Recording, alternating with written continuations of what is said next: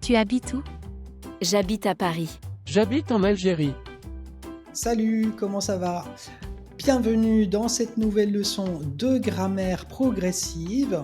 Aujourd'hui, nous allons étudier la leçon 18 et tu vas apprendre comment dire et demander le lieu d'habitation.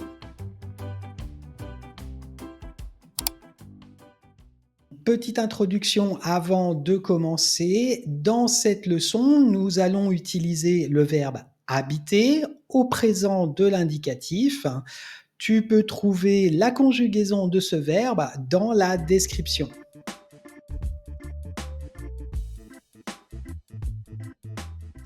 Tout d'abord, la structure de la phrase, c'est facile. Sujet plus verbe habiter plus préposition de lieu plus le nom de la ville ou du pays. Exemple 1, j'habite à Lyon. Exemple 2, tu habites en Belgique. Exemple 3, elle habite au Maroc. Tu as sûrement vu que les prépositions sont différentes. Il y a la préposition à, il y a la préposition en, il y a la préposition au. Alors, pourquoi est-ce que c'est différent? C'est ce qu'on va voir dans la partie B.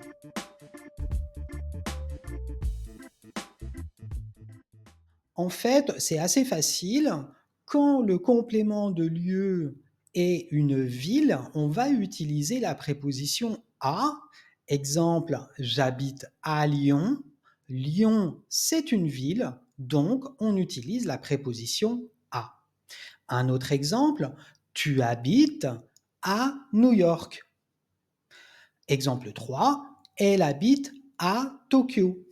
Maintenant, quand le complément de lieu est un pays, il y a 3 possibilités. Si le pays est féminin singulier, on utilise la préposition en.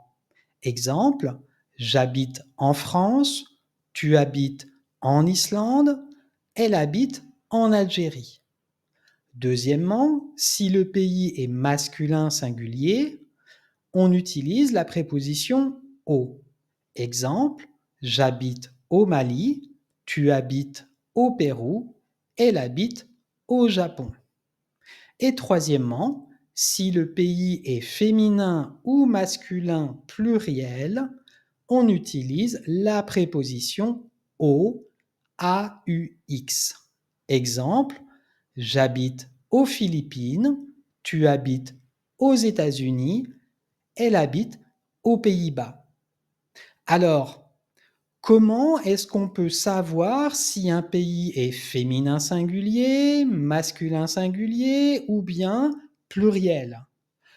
La règle générale, c'est si le pays est féminin, vous voyez que il finit avec un E.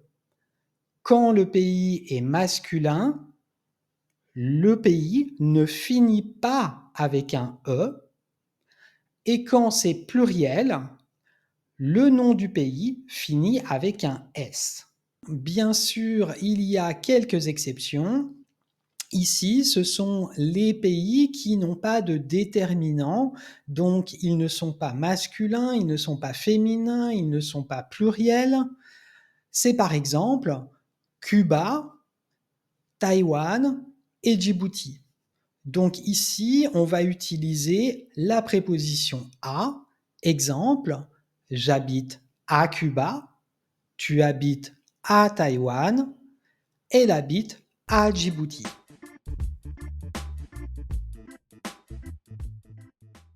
Pour poser la question, pour demander le lieu d'habitation, on va utiliser 2 types de questions.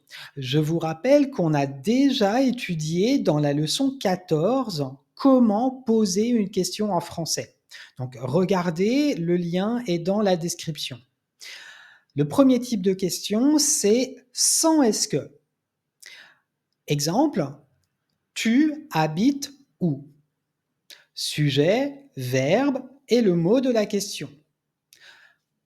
Avec est-ce que, ça donne où est-ce que tu habites? Exemple 2, vous habitez où? Avec est-ce que? Où est-ce que vous habitez? Et l'exemple 3, elle habite où? Avec est-ce que? Où est-ce qu'elle habite? Voyons maintenant deux dialogues. Dialogue 1.